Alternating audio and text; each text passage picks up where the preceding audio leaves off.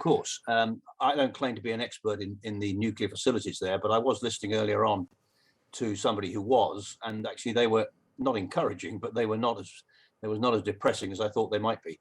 I mean, clearly it is a serious target, and if they were to target it directly and try to, well, there's all sorts of things that can happen. They can either take on the nuclear core, they can take on the waste, the nuclear waste that's stored there, take on the infrastructure, which, for example, could cut off the water cooling system for the nuclear plant. So there are potentially very serious issues here.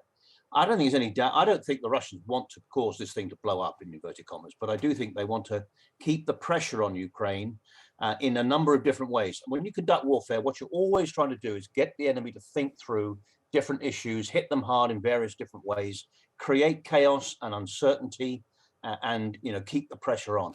And this is part of that process, along with the offensive in the Donbass and in other areas too. Well, this is certainly chaos and uncertainty. Do you worry as well that, in as much as Russia ever particularly was concerned about collateral damage, this just shows them being even less concerned about it? Yeah, I don't think they are particularly concerned about collateral damage. I think in the beginning of this campaign they were, actually, and we could come back to that. But now where they are, I don't think they are that concerned.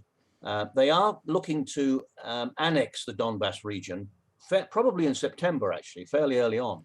And that is therefore not unimportant from the point of view of creating a lot of infrastructure damage and so on. But along with this issue, they're running short of smart munitions, which are weapons that cause less collateral damage, and they're having to rely more and more on, in inverted commas, normal artillery, heavy artillery and so on, which cause more collateral damage and cause more civilian casualties. So the bottom line is, I don't think they care much about how they're conducting this campaign. They're just trying to ensure from their point of view that they are able to continue the offensive and keep the Ukrainians on the back foot. And just picking up there on your point about some of the Donbass being formally annexed by Russia in September. That's because they're going to hold these elections, aren't they, on the 11th of September. Do you think that there is room for much pushback militarily from the Ukrainians on this, or do they sort of need to let that play out and call it what it is, a sham, and then continue as they were beforehand?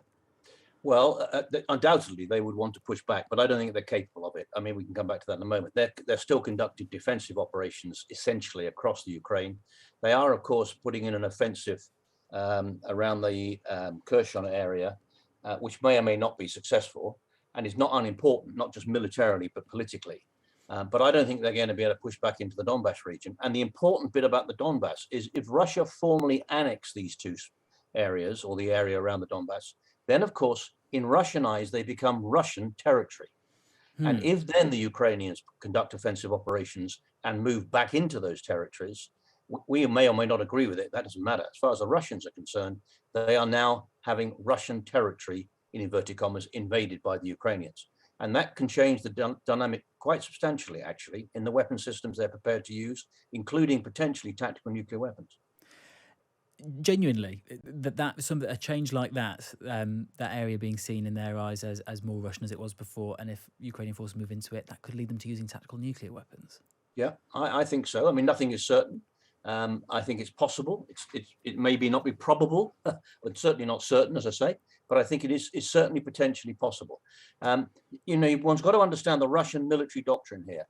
In Russian military doctrine, they are prepared to use tactical nuclear weapons. Now, we're not talking about intercontinental ballistic strategic missiles, with megatons, warheads, etc. We're talking about low-yield, 10-kiloton weapons that will destroy an invading force out to about 2 miles from the center of impact.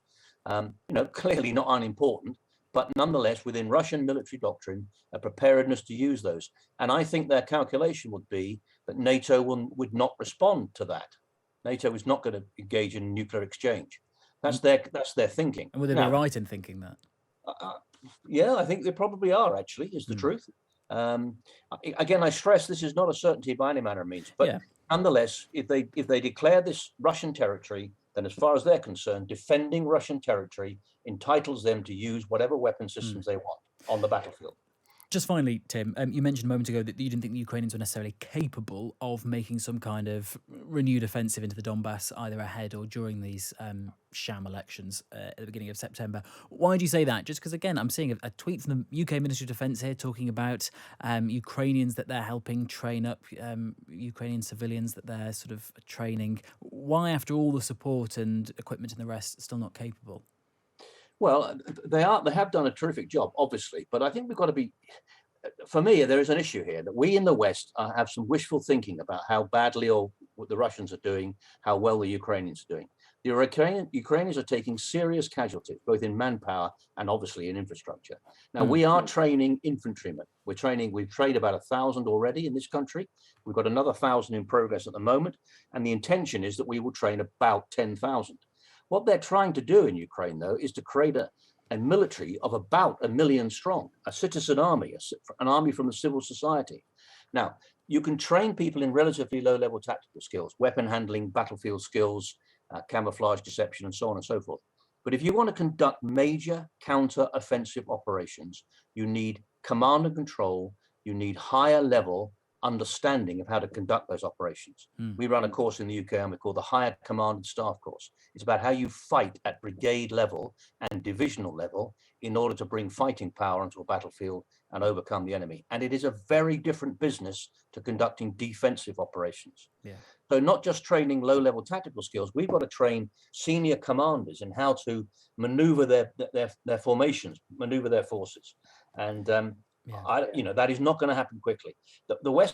Overall, the West plan is we support Ukraine in defensive operations, certainly through this winter, hopefully, assuming that others like Germany and France don't pull the plug on sanctions because of the oil crisis and gas crisis and so on. And then we prepare them to conduct offensive operations in 2023, probably the spring. Tim. So it's a long drawn out campaign.